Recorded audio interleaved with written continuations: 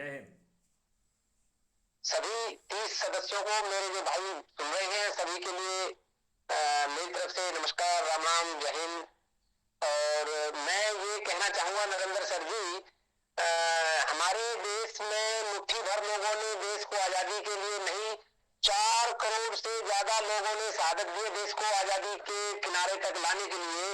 लेकिन कुछ सत्ता लोभी लालची लोगों ने अपने स्वार्थ को सिद्ध करने के लिए उन्होंने अंग्रेजों के साथ में सांठगांठ की है, ऐसा मेरा अनुमान है।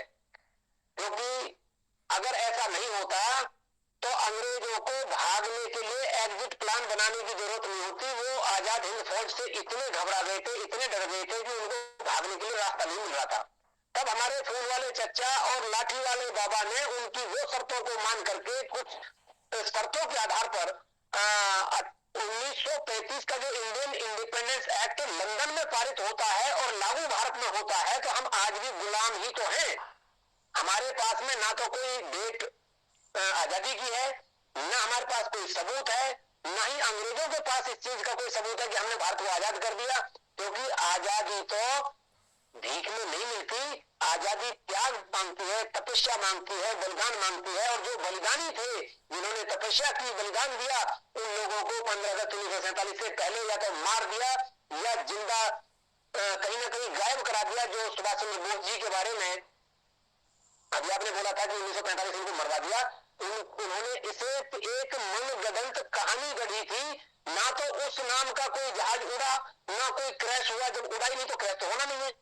लेकिन उन्होंने छद्म तरीके से ऐसा कर्म प्रपंच रच दिया कि 50 साल तक जिंदा या मुर्दा सुभाष चंद्र बोस जी मिले तो ब्रिटिश गवर्नमेंट को हैंडओवर किया जाए। ये खुद महात्मा गांधी के साइन किया हुआ लेटर है और इस चीज के एविडेंस आज मौजूद है। लेकिन सच परेशान हो सकता है, पराजित नहीं हो सकता। झूठ के पांव नहीं होते, वो कितना ही झूठा हो, कितने ही गहरे में पानी में जाए, लेकिन बबूले ने ऊपर ही आना होता है। सच एक दिन ऊपर आता है लोगों के मन में। जब आप अभी थोड़ी देर बात कह रहे थे कि चंद मुट्ठी भर अंग्रेजों को भारतीयों के ऊपर भारतीयों ने ही अत्याचार किया था, उनकी तो रणनीति थी कि फूट डालो, राज करो। आज वही सिस्टम, वही मकड़जाल हम भारतीयों के ऊपर थुपा हुआ है, बगैर कॉमा फुल स्टॉप के बदली किए हुए। तो हम आजादी की तो कल्पना कर ही नहीं सकते साहब। हमारी पुलिस 1861 के अनुसार चल रही है, हमारी शिक्षा व्यवस्था 1835 के हिसाब से चल रही है, हमारी जुडिशरी सिस्टम 1860 के अनुसार चल रही है, हमारा टैक्सेशन सिस्टम 1860 के अनुसार चल रहा है। हमारे को जो आजादी मिली है भीख में, ये भी 1935 के इंडियन इंडिपेंडेंस एक्ट के तहत मिली हुई है। ये सब सांठगांठ है। और अगर भगवान झूठ ना बुलाए और मेरा अनुमान सही है, तो जो रिजर्व बैंक ऑफ इंडिया है 1935 का ही गठन इसका है। ये हो ना हो इंडियन, ये जो कौन सी कंपनी थी वो जो इंग्लैंड की, जो हमारे देश में ईस्ट इंडिया कंपनी ही, ईस्ट इंडिया कंपनी ही ये रिजर्व बैंक ऑफ इंडिया है। रामवीर देखिए सर जी, मैं देखिए आपको सलूट मुझे करता हूँ। मुझे आपने अवगत कराया। निश्चित तौर से वो जो लाखों लोग बलिदान हुए, लाखों लोगों का साथ मिला, उसमें से आप जैसे कुछ लोग थे जिन्होंने प्रतिनिधित्व किया। तो आप क्या हैं? आप एक प्रतिनिधित्व करता हैं, सर के साथ आप लगे हुए हैं और आप लोग लाखों लोगों को जोड़ने की जो बात आप कर रहे हैं कि मैं 2000 जोड़ूंगा, तो 100 करोड़ जोड़ेंगे किसके बदौलत? आप ही के बदौलत तो जोड़ेंगे।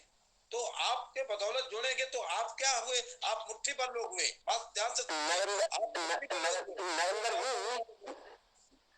जी, मैं आपसे फिर भी ये कहना चाहूंगा कि हम मुट्ठी भर बेशक से हो, लेकिन अच्छे अच्छों की हिम्मत नहीं होगी आंखें उठाने की।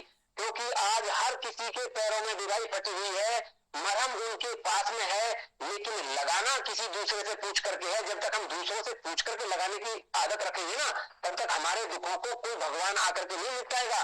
हमें कर्म में विश्वास करना पड़ेगा। भगवान कृष्ण जी ने स्वयं कहा है गीता के अंदर, कर्म करो, फल की इच्छा मत करो, कर्म करो, फल की इच्छा मत करो। आज हम अपने उन शहीद भगत सिंह, शहीद उधम सिंह, शहीद चंद्रशेखर आजाद जी और सुभाष चंद्र बोस जी जैसी महान आत्माओं को, रानी लक्ष्मीबाई जैसी महान आत्माओं को, जो उनके सपनों का भारत अभी अधूरा रह गया, हम तो बड़ी खुद किस्मत समझते हैं अपने आप को, जो हमें मैथिली शरण गुप्त जी जैसे नेता मिले, हमारे सेनापति मिले, जिनके पीछे, जिनके पद चिन्हों पर चल करके हम अपने नए भारत का निर्माण करें और आने वाली पीढ़ियों के सामने हम स्वार्थी, रोजगार और अपने तक सीमित। हमने नेताजी सुभाष चंद्र बोस को नहीं देखा, हमने उनको नहीं सुना, हम उनके पद चिन्हों पर नहीं चल पाए, लेकिन एक अवसर भारत की जनता को माननीय मैथिली शरण गुप्त जरूर देते हैं, जिनको हम देख सकते हैं, समझ सकते हैं और इनके पद चिन्हों पर चल करके अपने स्वाधीन भारत को वापस कर सकते हैं। बिल्कुल सही बोला आपने। आपको बहुत बहुत धन्यवाद। बहुत सारा आपने ज्ञान दिया, बहुत सारे नॉलेज दिया, जो जानकारियां नहीं है वो सारी जानकारी दी।